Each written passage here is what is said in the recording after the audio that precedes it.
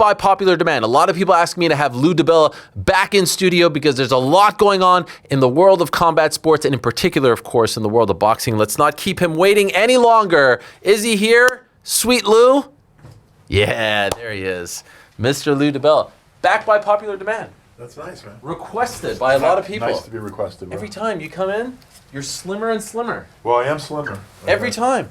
This time I am. Well, you know what, man? It was a wake-up call a couple of times ago when I was You here. told us that. I weighed almost 300 pounds, down to about 240. Oh, that's a nice jacket right there. Is that Mickey Ward? This was a gift from Mickey Ward. Oh, look at that right there. Let's see that. Oh, yeah. Consecutive fights of the year, a little Mickey Ward on the lining. This was a gift from Mickey. Thank you, Mickey. Oh, what a guy. Yeah, you can put that anywhere. Great to see you, Lou. Please have a seat. We have a lot to talk about, Lou. I'm waiting to hear what you want to talk about. I want to talk about the Richmond Flying Squirrels. Let me help you. Help me with this now. Yeah. I don't know what happened here. Okay, how's this? That's good, bro. That's That works. good? That works, yeah. What about, Well, since I was last here, I sold one ball team in Montgomery, Alabama. Yeah. So I sold the Montgomery Biscuits are now under a different ownership. What do you get for that? Can you tell us? What is it? Quite a bit of money. It was a lot of money. Were you the sole owner? No. Okay. No, I was the managing head, like managing partner, managing owner. So we sold the Montgomery. Then we opened CarMax Park in Richmond, Virginia, where the team is now 17-3 to start the season. And after the first week of the season, we were number one in all of minor league baseball out of 120 teams in attendance. Right now, we're number one in AA, but I think we're 2 or 3 out of 120 teams in attendance. So baseball has been being very good to me right now. Yes, and do you go to the games? I do. I mean, pretty often. Like we're home a week, away a week, home a week. Like this week, we're away. Next week, I'll probably go to Richmond. And you love this? Games. I love baseball, man. Would you ever move to Richmond? I'd get a place there, maybe, but I no, I'm a New Yorker. You know. And this is still AA for the Giants, right? AA for the Giants. I've been with the Giants since the team was in Connecticut. So I've been part of the Giants organization through. I got 3 World Series rings. In 2010, 12, and 14, and we've been a Giants affiliate forever, even going back to when we were in Connecticut. Now we're in Richmond, and we're a Giants affiliate. So right now it's just baseball. It's just as far as pretty much. Well, as far as minor league baseball, it's just the Squirrels, right? The Flying Squirrels. Yeah. Okay. Any ties to boxing? Yeah, I mean, I still have a few fighters I'm working with. More as like I want to finish up with them. I want to place them in the right place. I'm actually having some conversations with TKO about doing something with George Kambosos. Interesting. Yeah. To fight on their shows? Fight on their shows, potentially. Okay, so let's start there. Yeah. Zuffa Boxing now, they've had 5 or 6 events. Mm-hmm. What do you think so far? Too early to judge. It's what I expected. I mean, it's going to be a period of adjustment. I don't think, their shows aren't blowing anyone's socks off, but I don't think that the shows coming on DAZN from Eddie in the UK or anything else, any of the regular product out there is. I think they are signing more fighters. I think they're making an effort to have decent matchmaking. Like just watching the shows, I don't think they've been particularly mismatched. It's going to take a while, but honestly, they have a TV deal. They have very smart people, as you saw during those hearings we'll get to that. In front of Congress. What about the product? At the Apex? It's the Apex is easy and it's cost effective. And right now, some of what they're doing is about easy and cost effective. I think they'll take them on the road. I would think they would. If they're not, they're missing a great point about what boxing is all about, because grassroots boxing means a lot. Traveling boxing to cities where people care about boxing, bringing fighters they have under contract to their hometowns and areas near where they live. That's going to be important for them like it's important for anyone else. If they miss that, they're going to miss a lot of the point. I don't think in the long run they'll miss that. I think now they're doing some things for expediency and ease. I didn't think they were going to start gangbusters. If you go over our last couple of interviews when we talked about this, I told you I thought it would be a multi-year process. I still do. What about the uniforms and just how the product comes across? It doesn't matter very much when you get to the regular. Like when you're in a mega fight, they're not going to have that leverage. When fighters grow to the point under TKO that they become true stars, there might be still uniform restrictions, et cetera, but they're going to make exceptions for sponsorships. They're going to let them get a little bit more creative on their entrances. And I assume certain things will be organically, changing. I'm not going to microanalyze any of that shit. Okay, let me ask you, what do you think of the commentary at the events? I I mean, I don't think, but then again, if you ask me what I thought of the commentary across the board right now in general, I would great. tell you it was not great. Okay, so you don't feel like it's over the top for them. It's kind of the same. It's the same shit, but it's the same shit almost like everyone's co-opted right now. We've had this discussion before. I'm not personalizing it to anybody. No. But I'm just saying that in general, people do what they have to do. And particularly where you have someone creating a UBO, creating a brand, building a brand, you have to expect you're going to get shilling, whether it's Max Kellerman or anyone else. And to be honest, you know this already. The guys at TKO like to have things done and expressed their way, and they have the ability to do that. They have a whole lot of leverage. Were you surprised they signed Conor Benn? I mean, he's a big name. Was I surprised? I don't think he means maybe what they think he does. But again, if they're trying to get inroads into Europe, if the UK is particularly important to them and they think that he's some kind of locomotive over there, I personally think he's like sort of a cheating, somewhat mediocre. You called him a fraud, I think. I sort of do think he is. I mean, fraud. I think he's a pedestrian prize fighter with a famous lineage and a cheater, and frankly got bigger by cheating. Which I don't really like that very much. Same thing happened to Baumgartner. I'm not big fans of that. You cheat, you get bigger. It doesn't appeal to me. But with Conor, some may say the performances haven't been as spectacular. The Conor Benn, the Chris Eubanks second fight, he looked great. Hey, here's what I'll say about Conor. Yeah. The bad guy is always good to have under contract. Okay. You know what I'm saying? Like he's an anti-hero. Some people Does he want to be? I don't know if he. I don't think he wants to be an anti-hero, but I think he is. Okay. I think he has a following because he's Nigel Benn's kid. Yeah. And he has a following in the UK where people look past his indiscretions and mediocrity. I think both of them are astounding. I think his mediocrity is astounding, and I think his indiscretions have been too.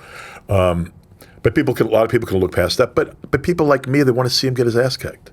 I'll buy Ryan Garcia and him. I'll watch it because I'm hoping Ryan's going to knock him the hell out. Do you think he wins? Ryan? Yeah. Oh yeah.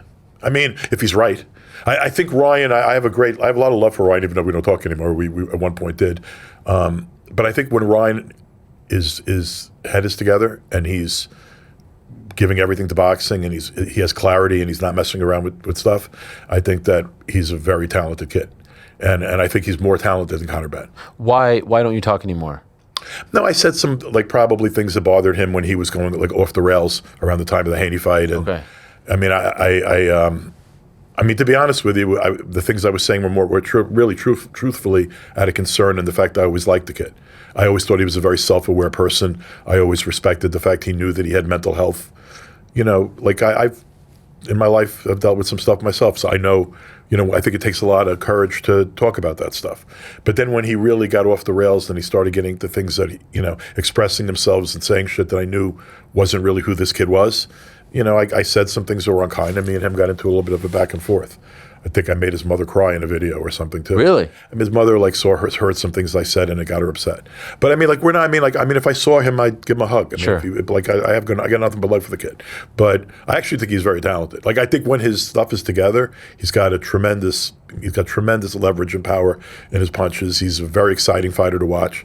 The fact he was able to have that kind of night against Haney, when he was completely a hot mess the whole week of the fight, he was partying, doing everything on earth. And by the way, busted a test afterward, so there was no great honor in that either. And I talked about that, and I think that upset him. But I actually have a lot of respect for him, and I think that a fight with him and Conor Benn's a really quality matchup. I'm pretty sure that Ryan beats him, but I think that's a fight I would watch. What about Shakur Conor? Easy work, not even a fight. Despite the step up in weight. Could step up and weigh another 20 pounds for Conor Benn. No problem. Shit out of him. Do you think Zuffa signed Conor because they were interested in him or to hurt Eddie? Could be a little bit of both. Eddie's certainly trying to hurt them. I mean, he's certainly saying things trying to hurt them. I mean, in what way? I mean, there's a lot of nonsense. I mean, the back and forth. Who the fuck really wants to hear more about him and Dana fighting each other and how they could make $20 or $30 million each? Kiss my Dago ass. No one wants to hear that. That's not good for boxing. It's stupid. Granted, I get the back and forth. Eddie is a showman. Eddie, I've said this too many times, Eddie is a skilled guy in a Don King-esque way. He has that P.T. Barnum-esque, that persona. He's a big, tall, good-looking dude. He's he's got a gift with gab or whatever, but he's hurting the sport. He's hurting himself in some ways. Like, I believe Eddie will survive. Eddie has good fighters under his group. Comes from a billionaire family. They have big sports holdings. They have leverage with respect to the Saudis to a degree. I think partially by virtue of they're being partly owned by money in Qatar. Like, Eddie's good at what he does. He's very good at what he does, and he has talent. Joshua Fury is very important to Turkey. It's very important as a big event. From a Riyadh season standpoint, to the extent at which that's still a thing, it doesn't get bigger for them than that. They're very Anglo-centric. They're all about England, and you can't make a bigger fight in England right now than Fury and Joshua. I wish you didn't have to watch the nonsense to get to that fight. Like, I hate announcing fights when there are fights and long periods of time in between.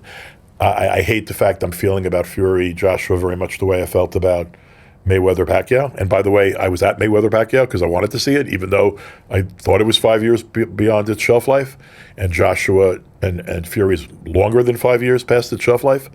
But would I still want to see it? Yeah, it's a spectacle. And Great Britain, these are the two dominant heavyweights of the last generation. So over there, it's a Super Bowl. Over here, very few people give a fuck. Okay, I want to ask you about that in a moment, but you did say you think he's hurting boxing. How is he hurting boxing? I don't think he's hurting I think that is not helping him or boxing. Which part? The Dana feud? The Dana and him fighting each other, calling each other pussies and whatever. Get this nonsense. And then but isn't that always a part of boxing? Like, but not two. No one wants to see two fucking promoters fight each other. No. The arguing. Your brand is better. My brand. Yeah, but to be honest with you, that probably is one of the things that opened the door for Dana and Nick and Ari and their whole crew, is that boxing never could get out of its own way. All they did was fight one another. There was no semblance of creating in a unified way, any kind of way working together to create a media property to go out there and compete with other major media properties. It's why the door was wide open. And particularly with the Trump administration rolling in, best friends of TKO and the people that run it, perfect opportunity and time to get rid of the Ali Act, perfect time to launch a UFC type model. You can't have closer friends to the guys running TKO. They're running the goddamn country. So it was perfect timing at a perfect moment, and boxing put itself in that moment, put itself in that place. And continuing to do things like talk about a promoter fighting another promoter getting $30 million, that doesn't help. I'll give you another thing that doesn't help.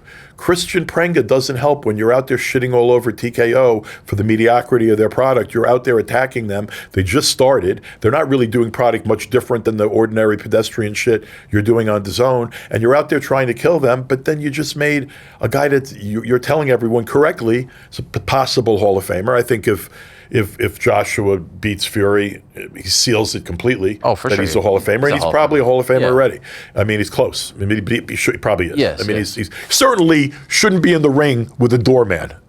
Sure. And that's what Christian Prenga is. I know him very well. I tried to sign him multiple times as an opponent who sold tickets for Broadway boxing to fight other pedestrian sort of heavyweights that I thought he wouldn't even beat, but he was a ticket seller. He is a very physically strong, just cock-strong dude. He's just like a doorman, literally a doorman at a nightclub kind of guy. But you wouldn't want to be hit flush by him if you weren't looking. The kick and punch, he's slow, but if you don't see him and he telegraphs a punch at you and it lands, he might hurt you. But does he belong near Anthony? He doesn't belong in the same friggin' gym, doesn't belong in the same state or country, doesn't belong in a sparring session. In fact, the people around Anthony wouldn't really pick him as a sparring partner against a good heavyweight because he's not going to give you that kind of work. He had a lot of knockouts on his record. He's got a 21-1 record, even though he fought Bozo the Clowns. Is there, okay, so I understand, I had mixed feelings about the announcement. No, there's no mixed feelings. That's not a fight, dude. That's in a trial. Is there grace to be had that the fact that he... The accident, no. Why? No, dude, come on, man. What about the fact that they told us? Don't fight. Or... Why not? He's not fighting... Tune-up. Okay, why does he just fight you, man? No, I'm not an actual fighter. Neither is Prenga. Yes, he is. No, he's more. If you look at his career, he's 35 years old. Yes. Look at his whole career. I'm not. He's earned his living outside of it. No. It's not a fight. It's a tune-up. It's not even a tune-up. What are you tuning up? The fuck are you tuning up? How are you getting better fighting a guy that can't fight at all? For the record, I hate the fact that we're not getting Fury Joshua No, next. I don't give a shit about that. You know what? If he needed, first of all, I don't get the argument should he he have needed fought? to fight. Like a Deontay? He didn't need to fight. He just fought Jake Paul. What the fuck does he have to fight? And then he got into a car accident. So what? And he almost died. Well, I mean, that's a little bit. No, I mean, he two people didn't- in the car. Two people in the car died, but he wasn't seriously hurt. But that's neither here nor there. inch Does away. he need it for his confidence? Wait, was his confidence shot because people died? What? Explain Maybe. to me. No, come on, man, stop. What are you talking about? No, I mean, what am I talking about? He's fighting a went through a hobo. life- I don't want to call Pranga a hobo. You know what? Pranga's actually, he will go and he will try. If you went to Christian Pranga, I actually think Pranga's the kind of guy, if he was being honest with you, who's so self-aware, he knows he just hit the lottery. Of course. What do you Right. think he's getting paid for this, by the way? Probably 7 figures. I Most heard. of his life? I mean, Right? Not even close, right? Like, dude, he hasn't made no, boxing. yeah. In this one fight, he's getting more. He's getting than more. his- No. than his entire career. What I heard he's getting is what he's getting. It's a good deal. He's made more in 1/10 of this purse. Will be higher than the entirety he's ever been paid in his career, basically. Wow. Or similar. He actually is the kind of guy, though, that made a couple of like small, like with club show kind of paydays because he's an Albanian kid with a very big following in the Albanian community. Okay. And he would sell some tickets in local shows to Albanian kids. So he would get like a percentage of ticket sales. But in terms of like ever getting a real purse, he never got a television purse. Probably, I'd be surprised if he ever made more than 10 grand. Okay. Wow. Right. Wow. So now he's going to go to $1 million. And by the way, not because he earned it in any way. Look who he lost to, man. Is the issue that he is fighting AJ, that AJ is fighting anyone, or is it the but matchup? it's just if you're gonna fight, like there's zero purpose to it. No one, if you can't articulate a purpose to me, it shouldn't be happening. There's zero chance of the wrong thing happening unless. I don't think AJ shot enough that he's going to close his eyes in the ring. He'd have to not see a punch coming, right? Roll an ankle. I mean, he'd have to get hurt. If he didn't get hurt, he'd have to literally Knee buckles. look the other you way, know, look in the other direction, and something could happen. it Are you would be a surprised miracle. with so much on it's the line? not a 1% chance. I got of you. winning. With so much on the line, Netflix involved Don't and whatnot. fight, then. What's the point? What's I don't the know. I you know what? I would get it more if he was doing a total gimmick fight. Like if he was fighting an Ngannou kind of fight. Sure. Or whatever. I'd almost get it more. Because like this is just like an affront. Are they going to charge people for it? Is it on? I hope not. They haven't said. They can't. I can't. I mean, it's on DAZN, so there is a charge just by virtue of the fact that I don't it's know. on Not DAZN. to me because I don't have the zone. Sure. So how do you watch? How do you watch? I mean, I have people who work for me that have. Sure. Okay. If I don't need to think watch something, if it's I mean- behind a pay-per-view paywall, that's absurd. I mean, I don't know. I hope not. I can't imagine who the fuck would watch it. Some hardcore AJ fan. It's just like, How do you think DAZN feels about the fact that this fight is going to end up on Netflix if it happens? I don't know. I don't know how they would buy something. Talking to the way. microphone if you don't mind. I'm sorry. I don't really get this. This is the thing about quality control today. I don't understand too. Like, say what you will about DAZN. I think they have no brand recognition. I don't think there's a streaming service in the world that has less of a chance for long-term survival than DAZN the way it's progressing. Just from my observation, Sure. I'm not a management consultant or one of those kind of guys, but just looking at what I look at the numbers when they come out in their annual reports, and what you see, it's hard to see a path for them. And I don't think they have a lot of recognition. I don't think they're getting a lot of eyeballs for the most part on their regular stuff. I don't think they're building stars or really growing anything. I've said this to you before, but I still feel the same way about it. You know, they're sort of their own little microcosm of a world, but it's not building anything. I actually I don't know, Netflix is going, I mean, how would you feel about doing a really shitty fight so that the big one is Yes. on someplace else? I think it's bizarre. I mean, Also, isn't particularly AJ a but isn't it DAZN bizarre fighter? for a streaming service that's actually charging a great deal of money to people? Yeah. I mean, it's just bad marketing. Like, dude, I don't want to get into the zone too because I've been so I've been consistently negative about what I'm seeing from them, but I don't get it. I used to work in media. I don't get anything I see from them. They're very, very niche and very little brand recognition, very little sizzle to the steak. They've got this deal with TNT. Did you see that starting this summer? That they should have done from the get-go. Yeah. I didn't understand why all of that wasn't done when DAZN first started and came. Like, you always needed a terrestrial component. You needed something to pump your brand, because if the only people who are seeing your brand name, it's either on social media or a subscriber, most of the world's not. I mean, very few of my friends and neighbors know what the hell DAZN is. Sure. You know, really very few. Were you surprised to see Top Rank sign with them? No, because Top Rank had to sign with whoever was going to give them something right now. Do you think it's a good deal? I don't know, probably not. But like, I think, no, do I think it's a good deal? I think any deal's a good deal if you don't have a deal. Yeah. I mean, I survived for like a decade and a half when other people were getting exclusive deals, and I had to scramble to keep fighters busy and do my own shows on my own little, Broadway boxing thing because I never had an output deal. So I mean, having a good roster though, right? They have a good roster, nice but young guys, yes, Zayas does it and really Vargas? matter? If you had nobody, you could build a roster, as TKO is proving, pretty quickly. And it's not just hobos that are signing with TKO. If you're now starting to pay attention, they're signing guys that actually have talent, and they're signing some hungry guys from markets and places where they're not getting a lot of opportunity, but certainly can compete at the highest level. It's not going to be very long before they're going to have a roster that's compares favorably with every single other promoter. And it's getting, I mean, for the time being right now, they're doing what they have to do. They have enough of a roster to make competitive matchups that they can put on in the Apex. As they sign more guys with name recognition, sign more guys that have market value in particular places, they can take their show on the road. I expect them to do that. I think Dana gets too much credit for being the brains behind Zuffa Boxing. I think this is Nick Khan's baby. I think Nick Khan is a really smart guy. I think that there were people behind Dana that UFC was not only Dana. Sure. I think Dana's good at what he does. Dana's a good promoter. But who's a better promoter, him or Eddie?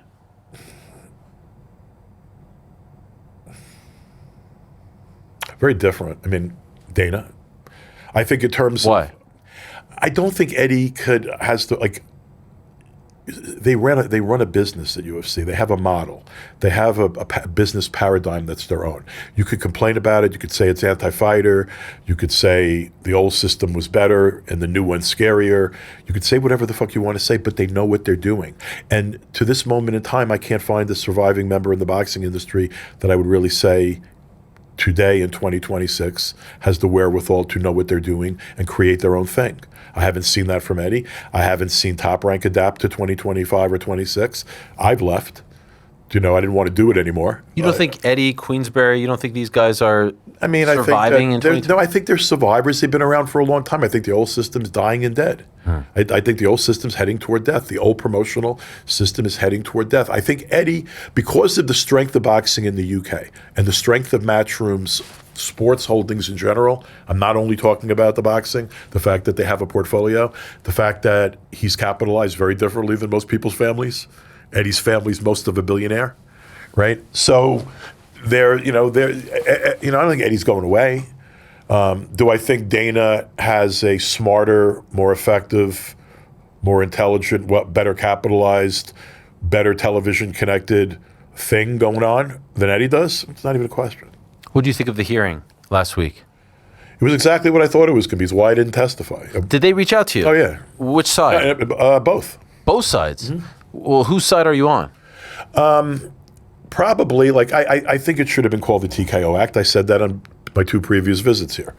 I'm not exercised by it. I also said that on my two because it's hypocrisy. Like, what were we using the Ali Act to protect fighters? Who was enforcing the old Ali Act? I helped write it. No one was enforcing it.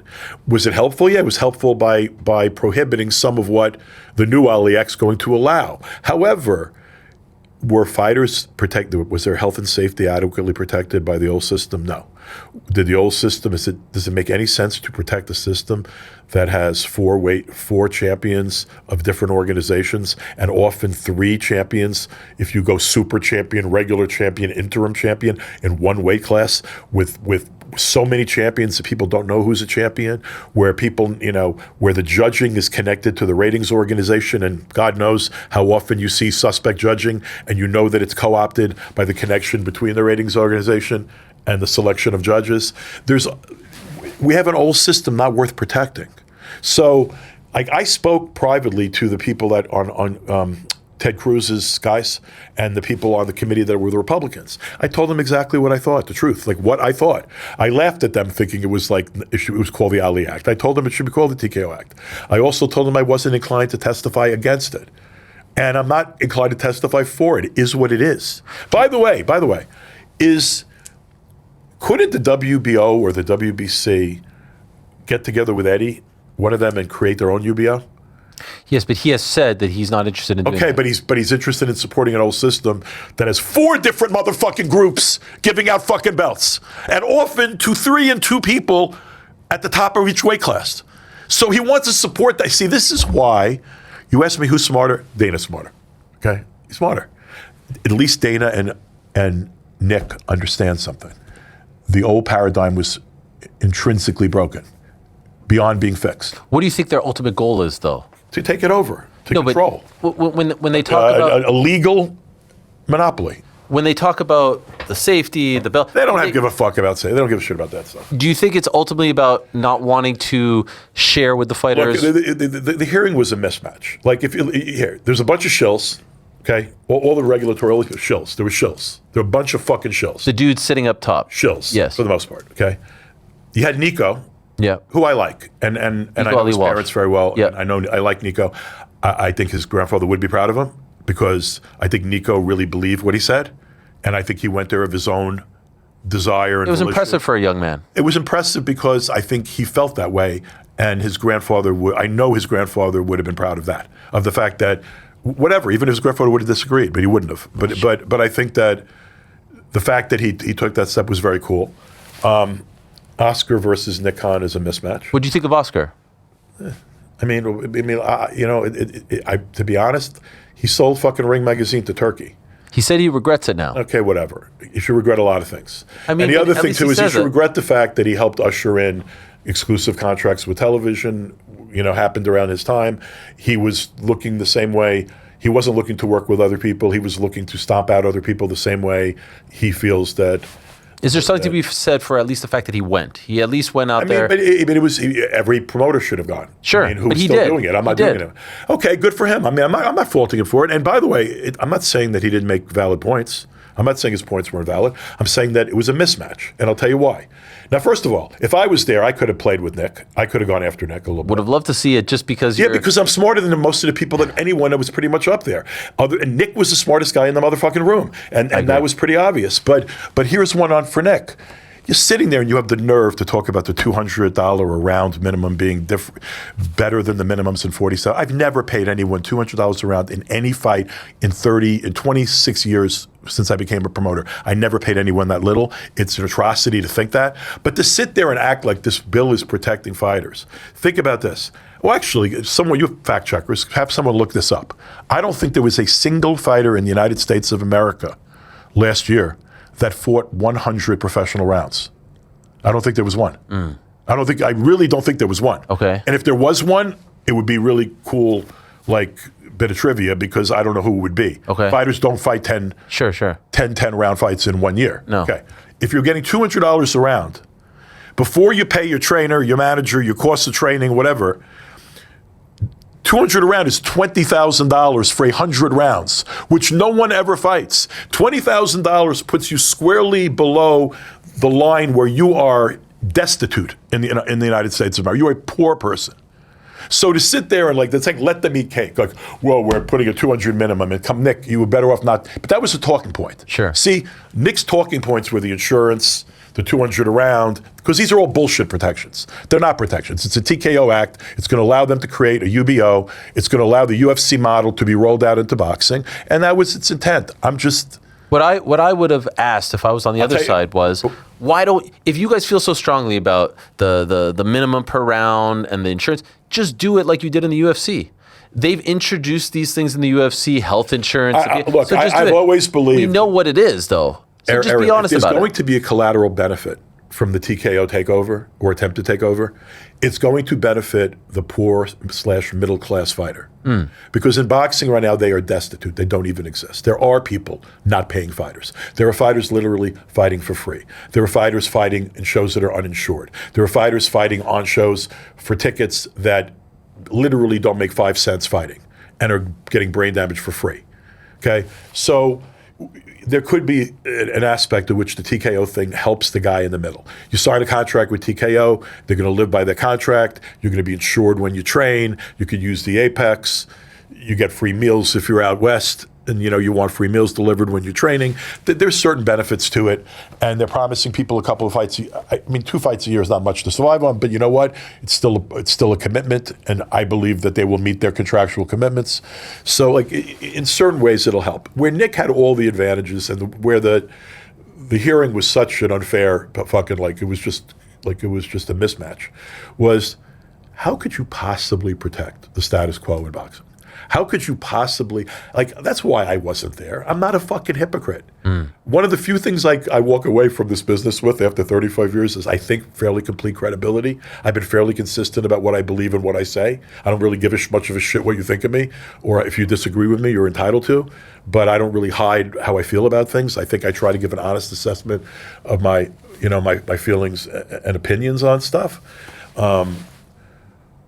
But how could you possibly defend the four-belt era? How could you possibly defend the ratings organizations? How could you possibly defend the shit show that is health and safety in boxing? The lack of appropriate testing for steroids and everything else, the lack of appropriate testing for head injury and things related to that, the co-opting of judges, the connection between sanctioning fees and what a fighter makes, the incentive for a ratings organization to protect the Canelo Alvarez or a big ticket guy because he is being taxed against his purses, and you want to see that big ticket guy continue to win because your sanction fee, in effect, your tax is higher that way. I've been saying the same things for 35 motherfucking years. In fact, like literally, I've been saying the things since I started in boxing while I was still at HBO. If you went and pulled up my testimony about why we needed a national boxing commission, the same shit I'm saying to you right now, I said in front of McCain and the Senate in the 90s.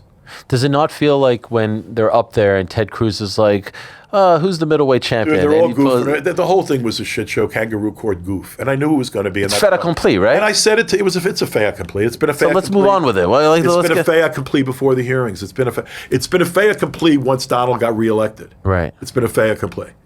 And you know what, too? Like, you know, this is payoff for a lot of loyal friendship from Dana to this guy, too. I mean, sometimes your personal relationships, it's natural. You treat your friends well, your friends treat you well. You know, like, I friggin' hate Trump, but I respect the fact that this relationship that he's had with these UFC guys that's been sort of transformative and transcendent for years. Look at what it's resulting in. These guys are walked into a Paramount deal. They're tied into the Ellisons. Nobody has anything comparable to them in North America in terms of a head start on television, and neither will no one will. No one's going to be able to compete with them in the short term here. That's why I just think they're too smart to really fuck it up. What happens to the WBCs in 5 years? They're going to have to adopt or become something else. I mean, they're going to have to change. I don't think all four of them will survive, but I'll give you an example. I could see one of them becoming heavy Eastern Bloc and really doing business, you know, crowning a lot of champions that are the former Soviet Union and out in that world. Uzbekistan, the stands, the whatever. I could see one of the organizations getting with, if one of the promoters, whether it's Eddie or Queensberry or Top Rank, can emerge, and I think the guy who would be best suited to do it if he didn't think he knew everything would be Eddie, but if one of them got there and really tried to put together a competing UBO, I think that they have the ability to do that. Do you think it would behoove him at this point to move in that direction rather than fight for the old guard? The old guard fighting for the old guard is dumb. The old guard has failed. I mean, one thing I was 100% right about was prognosticating the failure of the existing system and paradigm for the last 5 years. I prognosticated this. There are books out there that interviewed me in it where I said that everything was going to fall apart and that there was going to be a play. I didn't know they were going to call it TKO or Zuffa or whatever, but that Dana and Nick and Ari Emanuel were going to make a play, and that it was going to probably succeed because we have done such a poor job of propping up our sport to where it needed to be as a media property. We failed miserably. And that was I'm not a hypocrite, right? Like, for me to go out there and say, yeah, we fucked everything up. We left the sport in shambles. We opened the door for you, but I'm here to stand on principle. And this is against the interest of the fighter. Oh, really? Like, us leaving the sport in this condition was in the interest of the fighter? Fuck out of here. Fuck out of here. Did you see what Marvin Hagler's grandson said? Good for him. I mean, dude, I'm not like sitting here rah Dana, rah Nick. I'm not doing that. However, I'm waiting to see what they do, and I'm willing to give them an opportunity to see. They can't fuck it up much worse than we did. They certainly can't fuck it up much worse than you look. For a long time, it was King and Aram had this control for, and they just sort of ran it downward, and then it just got worse. Then Richard Schaefer got involved with Oscar, and that was sort of where these exclusive contracts with networks popped in. See, when I was running HBO Sports, there were no. We had exclusive contracts with a fighter when the fighter hit a certain star power, but I never gave an output deal to a promoter. Who gives a fuck about the promoter? You think any fan gives a shit who's promoting a guy? This is why the fan people, this is why you said, why do I think some of the Eddie shit hurts? Because no one really gives a fuck if it's Eddie standing in the middle looking handsome with his fucking belt being held up in the middle and the other two fighters. No one gives a shit. They don't care about who's standing in the middle. People don't care about a promoter. They care about great fights. In the UFC, they do. In the world of MMA, they do. There's really? a certain standard. Well, yeah, but with all due respect, who's the competition? Now, fair. By the way, this is sort of why, these your boys at MVP are seeing some kind of opening to try to. My boys. Sorry about that. No, that's fine. That's fine. Yeah. What do you mean? What do you mean? Tell me. Well, I mean, the PFL's certainly not at a high point, right? I think sure, we agree on that. And you're talking about the MMA. Right. Yeah. And I think we agree that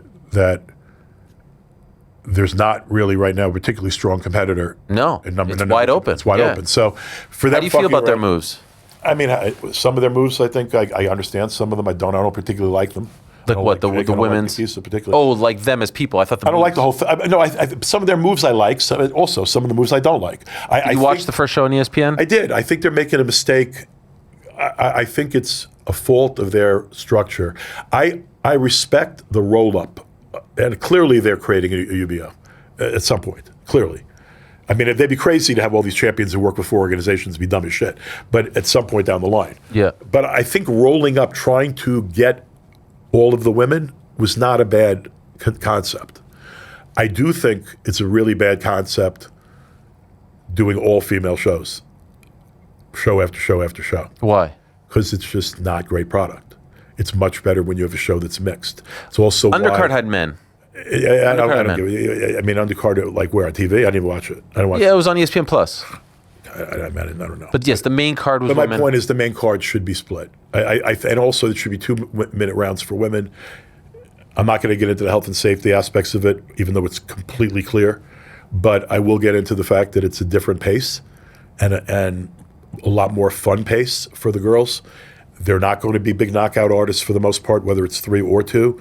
All you're doing is creating longer product. There's not a television executive in existence. There is not a sports TV executive alive that will tell you they are seeking longer action programming. They're not. They're looking for more immediate gratification. So like it's anti-intuitive to think anyone would want a 3-minute round instead of a 2-minute round.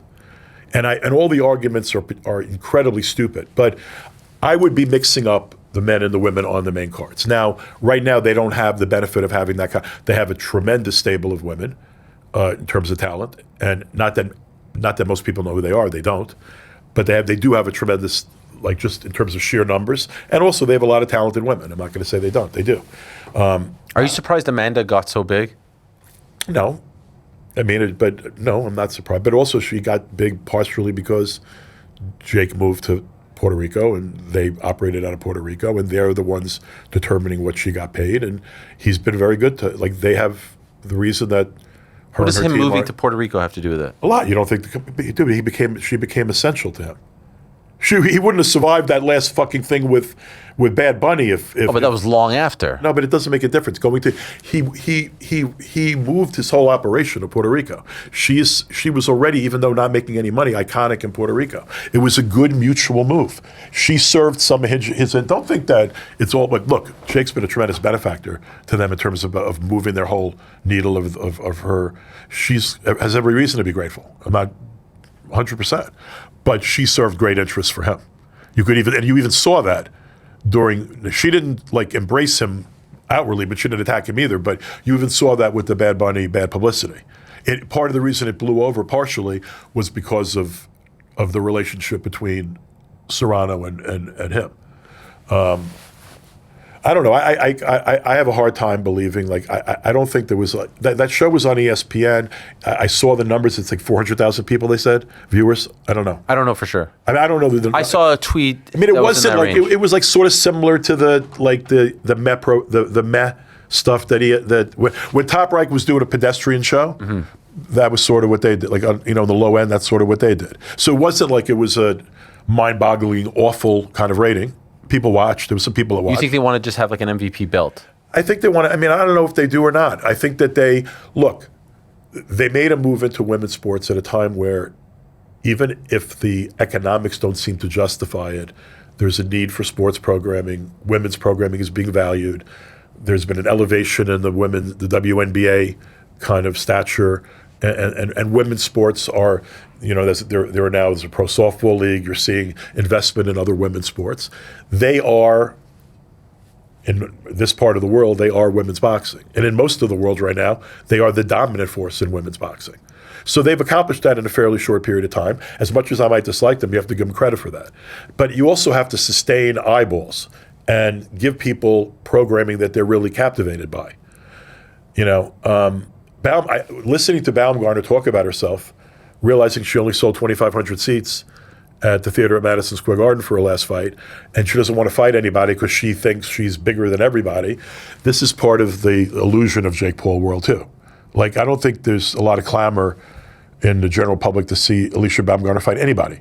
I don't think if you walk down the street or you talk to a combat sports fan, the first thing out of their mouth is, I need to see Alicia Baumgartner fight someone, right? And I'll say this, if she fights Michaela Mayer again, I'll probably watch. If she fights Tiara Brown, I'll probably watch. Probably a pretty Caroline good fight. Dubois? I watched that too. I think Caroline Dubois beats her ass, but yeah. You think so? Yeah. Do you think she's an exciting fighter? No. No. No. Do you think the 3 minutes is doing her disservice? Yeah, 100%. Not helping her.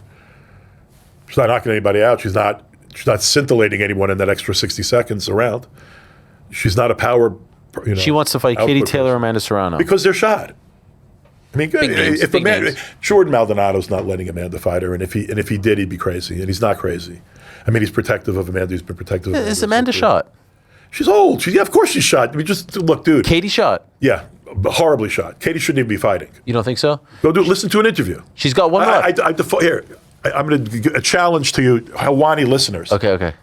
Helwani listeners, go back and listen to an interview of Amanda Serrano 5 years ago and today. Go listen to an interview of Katie Taylor 5 years ago and today.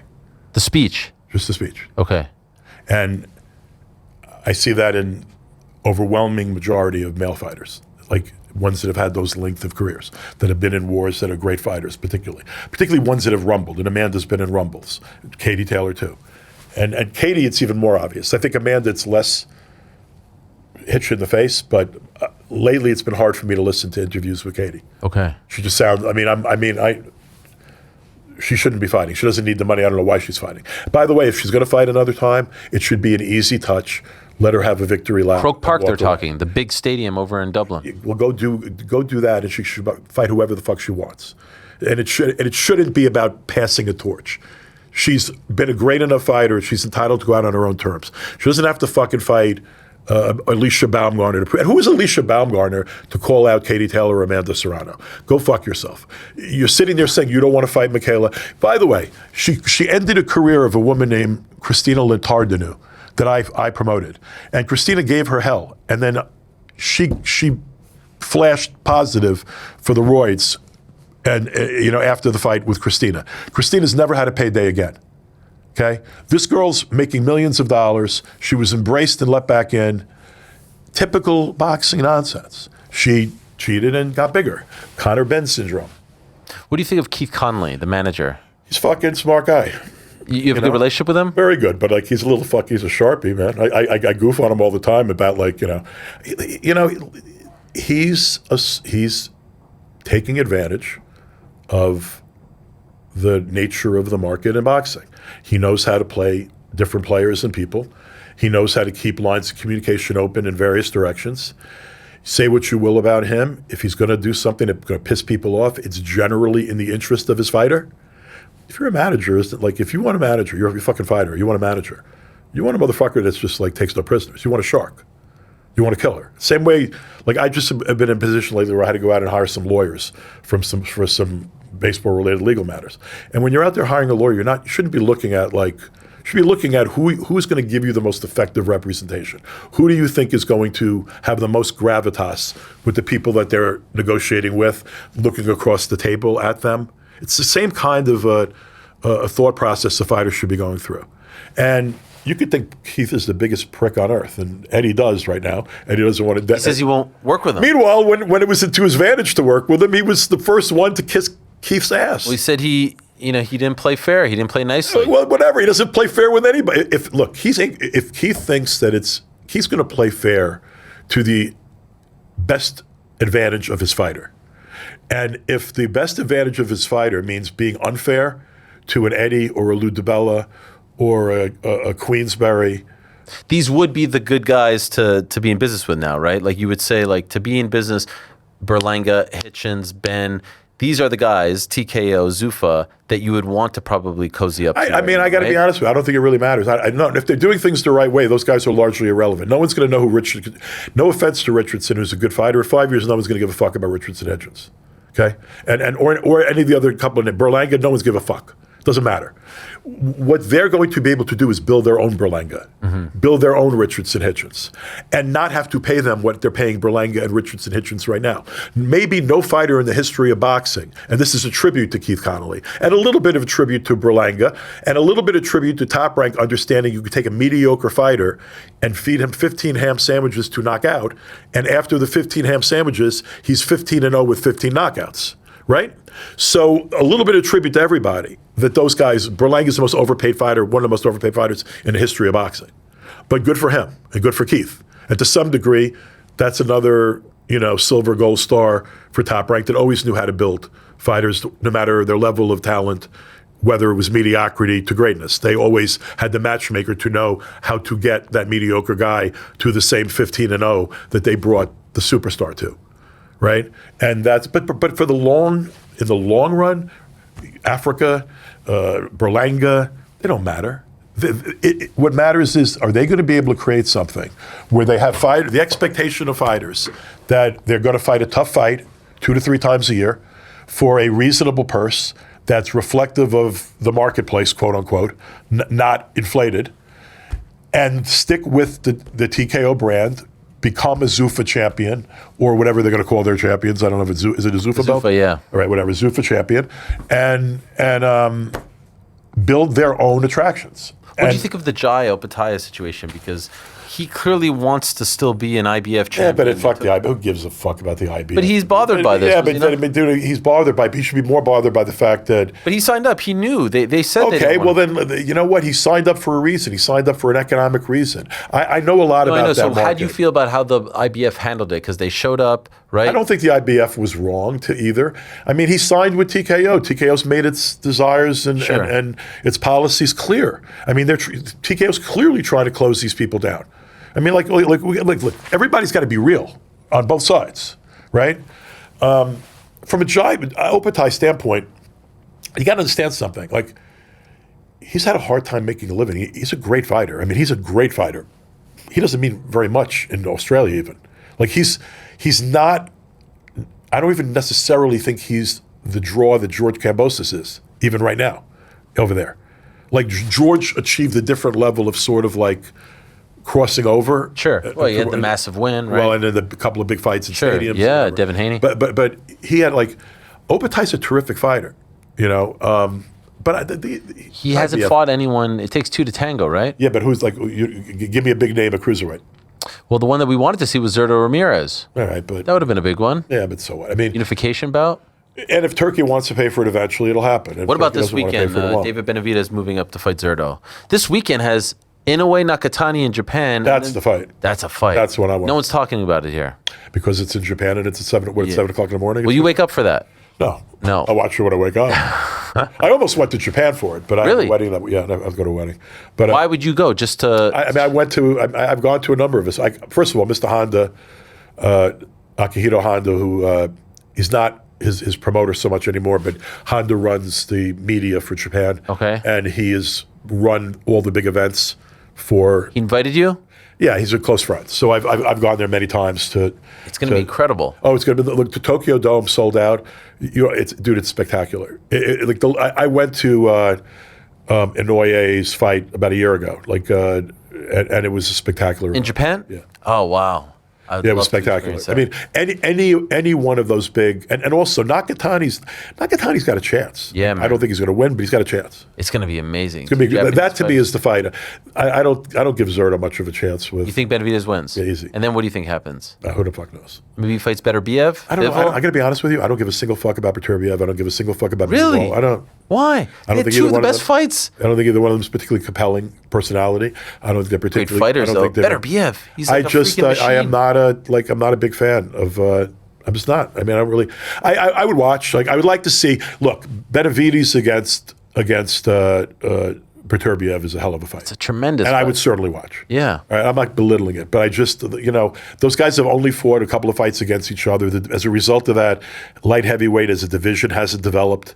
So it's like, I mean, we're sort of recycling the same shit. Like, you and I know who Moises Sotama is. Most people don't. He's so good, though. But no right? people know who he is. In the UK, they do. A little bit, but like everyone, yes, but not here at all.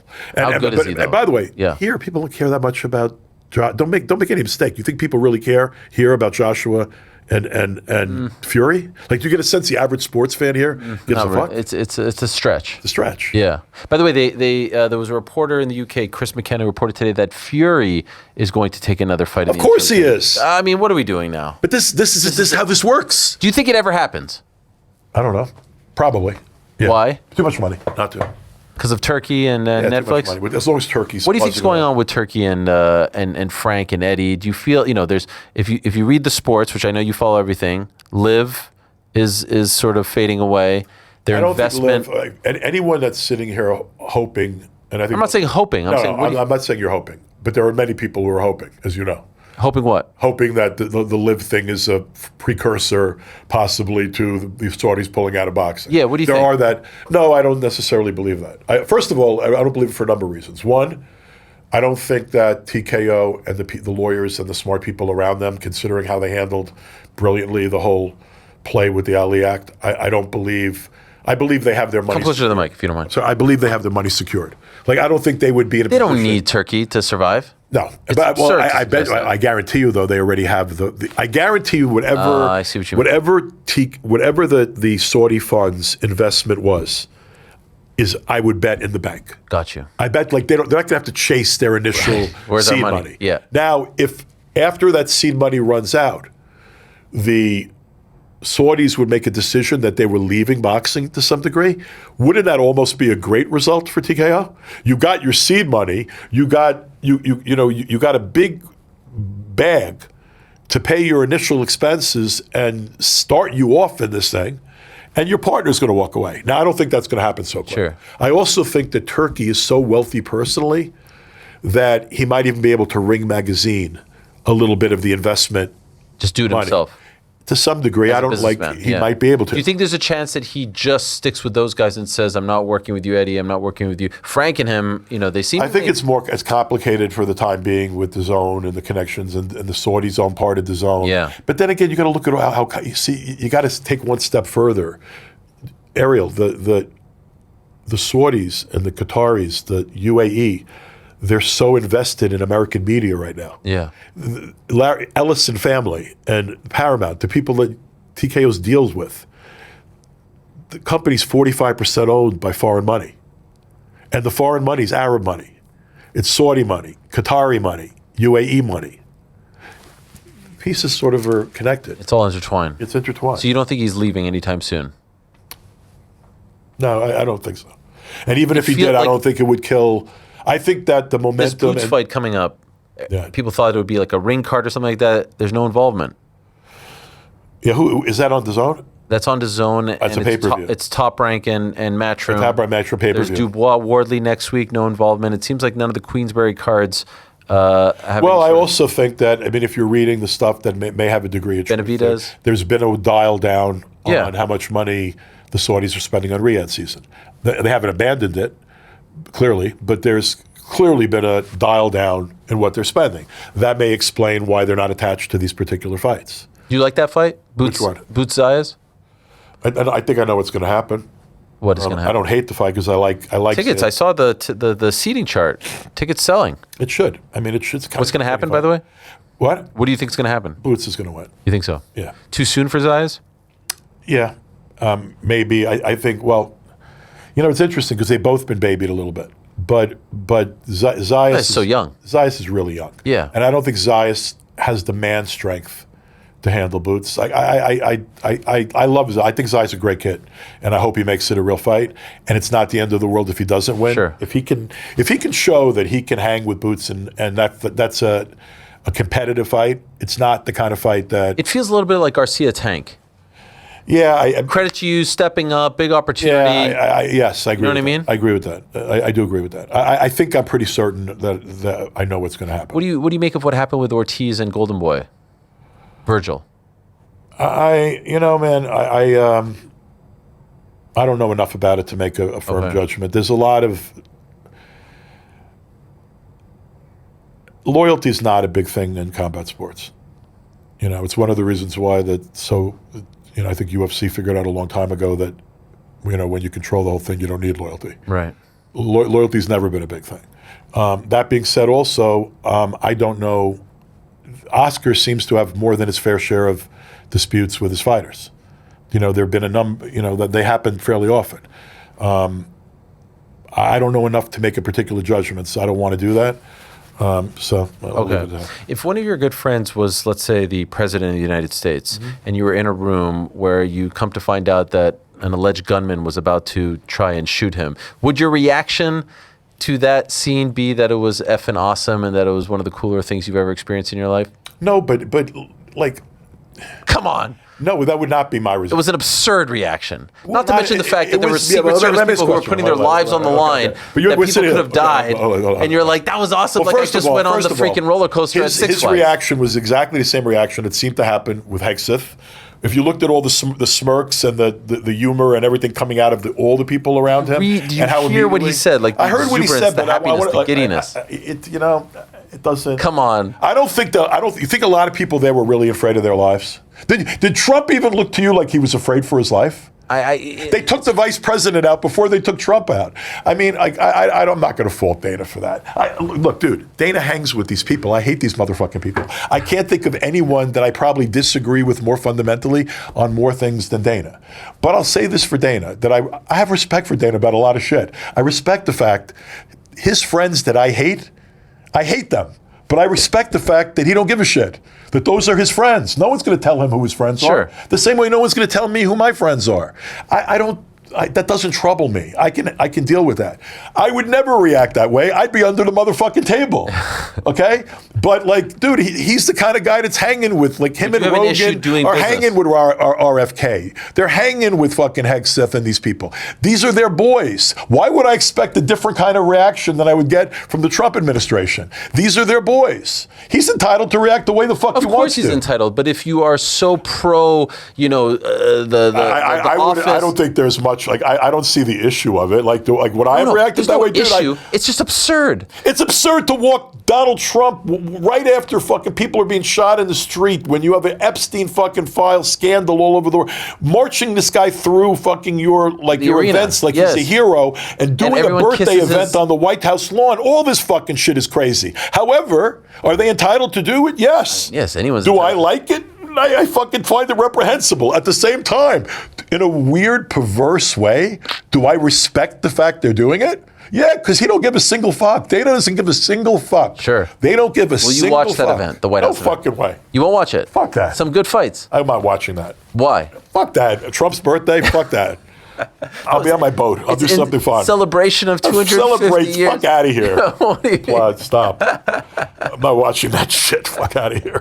When you see him being like sort of paraded down there with the Kid Rock music and whatnot. Kid Rock too. Like, is there a greater atrocity to world music than this fucking guy too? Like the fact I have to see Kid Rock, the fact I'm reading in a motherfucking newspaper today that they're riding the guy around and like they're hundreds of thousands of dollars to take a military aircraft and zip Kid Rock around with Hegseth. What kind of alternate universe are we living in? So would you have issues doing business with these people? You say you hate, what they represent, who they associate with. No, because I'm not I don't have to vote for him. I wouldn't vote for Dana for president. Yeah, but you want to do business with people that you don't necessarily respect? I've been linked to mutual dislike with Rogan for decades. Sure. I don't give a no. I mean, I would do business with them. Sure. I mean, look, dude. You're entitled to believe what you fucking believe. I'm entitled to think you're out of your fucking mind. You're entitled to worship an orange demagogue who is a piece of human garbage. And I'm entitled to say you're out of your fucking mind. That's what America's all about. I don't fault Dana for who his friends are. I don't fault them. In a weird way, like I said, it does make me chuckle to a degree how they just double down. You know, as you're accused of your links to these people being so strong, the reaction is, yeah, he's my fucking friend, and I'm going to march him around wherever the fuck I want him. No, you got there's a hubris. There's a hubris there, right? Like, I don't give a crap. You guys can complain all you want. I am who I am. I'm friends with who I am. And you know what, man? You watch him now, from my type of code in a Lou DiBella world, I have respect for that. Like, I do. I have respect for the fact that Dana doesn't give a single fuck about. To use a baseball analogy, do you not think that, you know, the fastball has gone down to the 70s? He's no longer throwing 97 anymore. Who? Dana, as a promoter. You said earlier that you think he's better than Eddie, and that's debatable. No, when you read and listen to how he speaks about the product. If I had one event, and I had to make Mo versus Larry. Yeah. And I got to sell Mo versus Larry. Eddie will do what the fuck ever he needs to do to sell Mo versus Larry. Okay, I thought you were going to go the opposite way there. So No. Yeah, he will be a fucking clown. He Sure. will say the most untrue shit. He will double and triple down on horse shit. He'll do what he needs to do and say what he needs to say. The same way he blew Conor Benn when Conor Benn was still in the fold, and then turned on Conor Benn like he was Satan when Conor Benn gave him this. So, you know, but for that one kind of thing, Mo versus Larry, yeah. Okay. A bigger picture thing, executing a plan, having to use your brain, having to have A, B, C, like having to go through courses of like machinations to get to a result. That's where I think that TKO has him. July 25th, you'll be locked in. What's July 25th? AJ Pringa. No. Come on. No, I will absolutely not. That's your guy. You tried to sign him. Prenga? Yeah. I will absolutely not be watching that. I will not be watching that. God, I love these chats so much. You know, people ask me, like, when's Lou coming back? No, you know what? Like, I must get a little bit. You make it hard. You make it hard. I had a couple people. I mean, I've had offers now about a podcast. Oh, wow. Yeah. In fact, I have like an offer. Because I feel like it's because of No, these it's partially appearances. No, it's because of this. And yet you give us such a hard time when I have to I don't ask. think I give a hard time. I think, dude, I think you like the chase. You're incredibly entertaining. Yeah. Are you going to do it? I may, but like the one I'm thinking about doing would involve another person that would be like pretty significant. Like it would be like a two of us thing. Okay. So I have to think about it. I'll be honest with you though, I'm really overwhelmed by the first season in the new ballpark. So anything I'm going to start would probably not be till late in the year. Also, like Salida's trying to get me to do on-air commentary. Wow. On his fights, and I'm thinking, I don't know. Right now I'm a little bit overwhelmed by things. So like but you know what? I have a love for combat sports, and I particularly a love for boxing. I don't want to become totally attenuated from it. Like I love coming on here because it gives me opportunity to shoot the shit. You know what I mean? And now that I'm not reliant on boxing for one iota of a living, I truly don't give a shit what I say. Not that I ever did, but now less than I ever have. So I like the ability to go out here and just say what I think because it's sort of fun. And you provide that opportunity, Helwani, and I'm very grateful for it. I enjoy it. Let me ask you one last thing before. Yeah. How does this turn out? This story of the year, the Zuffa, TKO. You think by the end of the year this bill passes and now we really get to see what they're all about? Ali Act's going to pass. They're going to, the smaller shows that they do are going to be ratcheted up, you know, I think somewhat deliberately. It's not going to be overnight. Like people have to look at the history of what they did with UFC and the other properties they've bought. They are methodical a little bit in those early stages of spending money and building something. And they have to be. They have to change. If they can't change the expectations of pay scale on competitive fights between emerging contenders, they can't get to where they want to get to. To some extent, Turkey's spending the insane money playing in a sandbox, making the matchups he wants to see. By the way, did you see the thing today with Turkey and Dua Lipa? Oh, yeah. What's up with that? She has to be at the event? No, if she's not singing at the event, he's not going to Wembley Stadium. What is that all about? I have no idea. But you know what? When you have the money, you can say whatever you can. Sure. When you're controlling the checkbook, you do whatever the fuck you want. Yeah. You know what I mean? It's one of the fun things about owning a baseball team too, by the way. But you know, not with respect to what's on the field, but you have the ability to make certain decisions. How about those Savannah Bananas, huh? What an incredible concept. Unbelievable. What an incredible See concept. them on ESPN, like 50, 60,000 Meanwhile, people the Flying Squirrels are 17-3. We're playing tonight. We have the best record in Who you playing? Who you playing? I didn't look. You ever played the Harrisburg Senators? We did. Yeah, we do play them. That was my team. Yeah, we play them. Yeah. Amazing. We're 17-3 to start the season. That's pretty good. Well done. Well done. Thank you, Lou. Good to be here, Appreciate bro. it. Always a pleasure. There he is, the great Lou DiBella. Amazing to pick your brain. As always, we appreciate it. We'll be back with your questions on the nose. Don't go anywhere. Thanks for watching this video. Before you go, if you haven't already, hit that subscribe button for us. Also, give us a thumbs up, leave a nice comment. These things go a long way. And while you're here, do check out the rest of the channel. We've got live shows and full interviews, clips, and a whole lot more. We're doing big things here, and we appreciate your support very much.